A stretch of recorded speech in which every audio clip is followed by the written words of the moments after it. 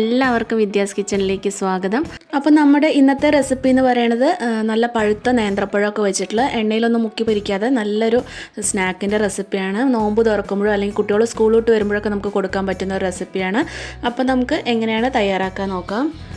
അപ്പോൾ ഇതിന് വേണ്ടിയിട്ട് ഞാനിവിടെ എടുത്തിട്ടുള്ളത് ഒരു മീഡിയം സൈസ് വലുപ്പത്തിലുള്ള 3 നേന്ത്രപ്പഴമാണ്. അത്യാവശ്യം നന്നായിട്ട് പഴുത്തിട്ടുള്ള നേന്ത്രപ്പഴമാണ് കേട്ടോ എടുത്തിട്ടുള്ളത്. പഴുപ്പ് ഇത്തിരി കൂടിയിട്ടുള്ള നേന്ത്രപ്പഴമാണെങ്കിലും കുഴപ്പമില്ല. അപ്പോൾ ഒരു 3 എടുത്തിട്ട് അതിൻ്റെ തോലൊക്കെ കളഞ്ഞിട്ട് ചെറുതായിട്ടൊന്ന് കട്ട് ചെയ്തിട്ട് വെക്കണം. അപ്പോൾ ഇതുപോലെയാണ് കേട്ടോ ഞാനിവിടെ കട്ട് ചെയ്തിട്ട് വെച്ചിട്ടുള്ളത്. അതിൻ്റെ നടുവത്ത നാരൊന്നും കളയേണ്ട ആവശ്യമില്ല. ഒരു 4 കട്ട് ചെയ്തിട്ട് നമ്മളിവിടെ മാറ്റി വയ്ക്കുക. പിന്നെ ഒരു പാൻ വെച്ചിട്ടുണ്ട്. അതിലേക്ക് ഒരു 3 ടീസ്പൂൺ നെയ്യ് ഒഴിച്ചു കൊടുക്കുക. അപ്പം ഇതിലേക്ക് നെയ്യ് തന്നെ ഒഴിക്കാനായിട്ട് നോക്കുക. എണ്ണയൊക്കെ ഒഴിക്കുന്നതിനെക്കാട്ടിലും ടേസ്റ്റ് നെയ്യ് ഒഴിക്കുന്നത് തന്നെയാണ്. അപ്പോൾ നെയ്യൊക്കെ ഒഴിച്ച് കൊടുത്ത ശേഷം നമുക്കിതിലേക്ക് നട്ട്സ് ഒന്ന് വറുത്തിടാം.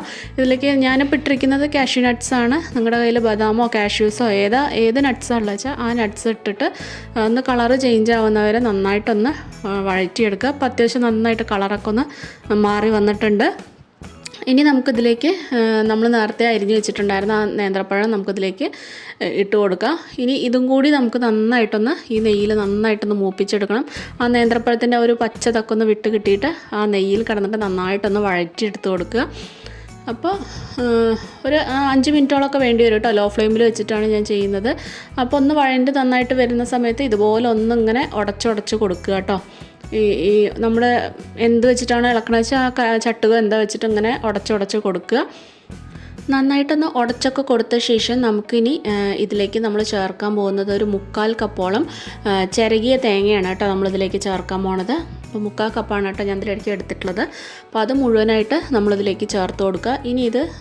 ഇനി ഇതിലേക്ക് വേണ്ടത് ഒരു 2 ടീസ്പൂൺ പഞ്ചസാരയിലേക്ക് ഒരു 3 ഏലക്കായ ഞാനിവിടെ പൊടിച്ചിട്ടിട്ടുണ്ട്. അപ്പോൾ അതും കൂടി ചേർത്ത് കൊടുക്കുക. അപ്പം പഴത്തിന് നല്ല മധുരമാണെന്നുണ്ടെങ്കിൽ ഏലക്കായപ്പൊടി മാത്രം ചേർത്ത് കൊടുത്താൽ മതി. പഞ്ചസാര ഒഴിവാക്കാം കേട്ടോ. പഞ്ചസാര നിർബന്ധമില്ല. അപ്പോൾ അതും കൂടി ചേർത്ത് കൊടുത്തിട്ട് ഇനി ഈ തേങ്ങയും പഞ്ചസാരയൊക്കെ എല്ലാവിടെയും ഒന്ന് ആവുന്ന വരെ നല്ല പോലെ ഒന്ന് മിക്സ് ചെയ്ത് കൊടുക്കുക. ഇങ്ങനെ ഉടച്ചുടച്ച് നന്നായിട്ട് എല്ലായിടത്തും ആവുന്ന വരെ മിക്സ് ചെയ്യുക. ആ തേങ്ങയുടെ ഒരു പച്ചതൊക്കെ ഒന്ന് വിട്ട് കിട്ടണം. ഒന്ന് ജസ്റ്റ് എടുത്താൽ തേങ്ങാപ്പാൽ ഒന്ന് വലിഞ്ഞ് കിട്ടണം കേട്ടോ. അല്ലാന്നുണ്ടെങ്കിൽ പെട്ടെന്ന് അതിങ്ങനെ കേടുവന്ന് പോവും പച്ച തേങ്ങയൊക്കെ ആണെങ്കിൽ. അപ്പോൾ നന്നായിട്ടൊന്ന് മിക്സ് ചെയ്തെടുക്കുക. ലോ ഫ്ലെയിമിൽ വെച്ചിട്ടാണ് കേട്ടോ ഞാൻ ഇതെല്ലാം ചെയ്യുന്നത്. അപ്പോൾ ഇതുപോലെ എല്ലാവിടെയും നന്നായിട്ട് മിക്സ് ചെയ്തിട്ട് എടുത്തിട്ടുണ്ട്. ഇപ്പോൾ നന്നായിട്ട് യോജിച്ച് കിട്ടിയിട്ടുണ്ട് കേട്ടോ. ഇനി ഫ്ലെയിമൊക്കെ ഓഫ് ചെയ്തിട്ട് ഞാനിതോടെ ആറാനായിട്ട് മാറ്റി വയ്ക്കുന്നുണ്ട്. ഇനി ഞാനിവിടെ ഒരു മിക്സിയുടെ ജാർ എടുത്തിട്ടുണ്ട്. അതിലേക്ക് 1/4 കപ്പിനും കുറച്ചും കൂടി കൂടുതൽ നമ്മൾ മൈദ എടുക്കുക. അതൊരു മിക്സിയുടെ ജാറിലോട്ട് ഇട്ട് കൊടുക്കുക. അപ്പോൾ ഒരു 1/4 കപ്പ് മുതൽ ഒരു 1.25 കപ്പ് വരെ മൈദയാണ് കേട്ടോ നമുക്കിതിലേക്ക് ആവശ്യം വരിക. ഞാൻ വേസ്റ്റ് ആവേണ്ട വെച്ചിട്ടാണ് 1/4 കപ്പായിട്ട് എടുത്തത്. പിന്നെ ഇതിലേക്ക് ഒരു മുട്ട ചേർത്ത് കൊടുക്കുന്നുണ്ട്. അപ്പോൾ 1.25 കപ്പ് നിങ്ങൾ മൈദ എടുത്താലും ഒരു മുട്ട തന്നെ ചേർത്ത് കൊടുത്താൽ മതി. പിന്നെ ഇതിലേക്ക് ഒരു 1/4 ടീസ്പൂൺ ഉപ്പ് ചേർത്ത് കൊടുത്തിട്ടുണ്ട്. പിന്നെ വെള്ളമാണ് കേട്ടോ ചേർത്ത് കൊടുത്തിട്ടുള്ളത്. ഞാനൊരു ആദ്യം ഒരു 1/2 കപ്പ് വെള്ളം ചേർത്ത് കൊടുത്തിട്ട് ജസ്റ്റ് ഒന്ന് നന്നായിട്ടൊന്ന് മിക്സ് ചെയ്തിട്ടുണ്ട്. ഒരു സ്പൂൺ വെച്ചിട്ട് വെറുതെ ഒന്ന് മിക്സ് ചെയ്യുക. എന്നിട്ട് മിക്സിയിൽ ഒന്നത് അടിച്ചെടുക്കുക. അതിപ്പോൾ ഈ മൈദയൊക്കെ കട്ടകളില്ലാണ്ടൊക്കെ കിട്ടാനൊക്കെ ആയിട്ടാണ് മിക്സിയിലിട്ടൊന്ന് അടിച്ചെടുക്കണം. അല്ലാന്നുണ്ടെങ്കിൽ നിങ്ങൾ സ്പൂണോ എന്തെങ്കിലും വെച്ചിട്ട് നന്നായിട്ടൊന്ന് ഇളക്കിയെടുത്താലും മതിയാവും കേട്ടോ. ഒട്ടും കട്ടകളില്ലാതിരിക്കാനാണ് ഞാനിവിടെ അങ്ങനെ ഇളക്കിയത്. അപ്പോൾ ദോശമാവിനെക്കാട്ടിലും കുറച്ചും കൂടി ലൂസായിട്ടുള്ളൊരു കൺസിസ്റ്റൻസിയാണ് വേണ്ടത്. ഞാൻ ഏകദേശം ഒരു 1/4 കപ്പ് വെള്ളമാണ് കേട്ടോ അതിലേക്ക് ഒഴിച്ചു കൊടുത്തിട്ടുള്ളത്. കണ്ടോ, ഈ ഒരു കൺസിസ്റ്റൻസിയാണ് ഇതിലേക്ക് വേണ്ടത്. ഒത്തിരി ലൂസാവാനും പാടില്ല, ഒത്തിരി ടൈറ്റായിട്ട് നിൽക്കാനും പാടില്ല. അപ്പോൾ നന്നായിട്ട് ഇതൊന്ന് മിക്സ് ചെയ്ത ശേഷം ഉണ്ടോ ഈ ഒരു കൺസിസ്റ്റൻസി കേട്ടോ ആവശ്യമുള്ളത്. അപ്പോൾ ഇതും ഇനി അവിടെ മാറ്റി വയ്ക്കുക. ഇനി ഇത് ഒരു പാന് വയ്ക്കുക. പാന് ചൂടായി കഴിഞ്ഞാൽ നമ്മൾ ദോശ ചുട്ടെടുക്കുന്ന മാതിരി ചുട്ടെടുക്കുക. ഒരു പാനിൽ ഒരു കയ്യിൽ മാവ് ഒഴിച്ചിട്ട് ഒന്ന് ചുറ്റിച്ചെടുക്കുക കേട്ടോ. അപ്പോൾ ഇതുപോലെയാണ് ചുറ്റിച്ചെടുക്കുക. അങ്ങനെ ചുറ്റിച്ചെടുക്കുമ്പോൾ നല്ല ഫ്രീ ആയിട്ട് ഇങ്ങനെ ഇതാവണം. അപ്പോൾ ഒരുപാട് കട്ടി ഉണ്ടാവാൻ പാടില്ല കേട്ടോ. മാവ് ഒരുപാട് കട്ടിയാകുമ്പോൾ ഇതിൻ്റെ ഒരു ടേസ്റ്റ് നമുക്ക് നഷ്ടമാവും. അപ്പോൾ ഈ ഒരു കൺസിസ്റ്റൻസി തന്നെ ഉണ്ടാവാനായിട്ട് ശ്രദ്ധിക്കുക. ഒരു 3-4 മിനിറ്റൊക്കെ 2-3 മിനിറ്റൊക്കെ ആകുമ്പോഴേക്കും തന്നെ ഒരു സൈഡാവും. ഒരു സൈഡാവുമ്പോൾ അവിടുന്ന് ഇങ്ങനെ പാനിൽ നിന്ന് ഇങ്ങനെ ചെറുതായിട്ടൊന്ന് വിട്ട് വരും കേട്ടോ സൈഡൊക്കെ. അപ്പോൾ ആ ഒരു ഇതാവുമ്പോൾ നമ്മളിതൊന്ന് തിരിച്ചിട്ട് കൊടുക്കുക. ഇത് മൂടി വെച്ച് വേവിക്കേണ്ട ആവശ്യമൊന്നുമില്ല. തുറന്ന് വെച്ചിട്ട് തന്നെ നമുക്കിതിങ്ങനെ ചുട്ടെടുക്കാം. ഒരു സൈഡ് ആയി കഴിയുമ്പോൾ തിരിച്ചിട്ടിട്ട് മറ്റേ സൈഡും അതുപോലെ ചുട്ടെടുക്കുക. എല്ലാം ഇതുപോലെ ചുട്ടെടുത്തിട്ട് നമുക്കവിടെ മാറ്റി വയ്ക്കുക. എനിക്കൊരു 6 ദോശയാണ് കേട്ടോ അതൊന്ന് കിട്ടിയത്. അപ്പോൾ ഓരോന്നിലും ഇനി നടുക്ക് നമുക്ക് പഴത്തിൻ്റെ കൂട്ടില്ലേ അത് നമ്മൾ ഇതുപോലെ അങ്ങനെ നടുക്ക് വെച്ച് കൊടുക്കുക. നമുക്ക് ആവശ്യാനുസരണം വെച്ച് കൊടുക്കുക. എനിക്കൊരു 6 എണ്ണമാണ് കേട്ടോ ഈ ഒരു ദോശ വലുപ്പത്തിൽ 6 എണ്ണമാണ് കേട്ടോ കിട്ടിയിട്ടുണ്ടായിരുന്നത്. അപ്പോൾ ഇതുപോലെ നടുക്ക് ഇങ്ങനെ ആവശ്യത്തിനുള്ള ഈ ഒരു കൂട്ട് നമ്മൾ ഇട്ട് കൊടുത്ത ശേഷം നമുക്കതൊന്ന് മടക്കിയെടുക്കാം.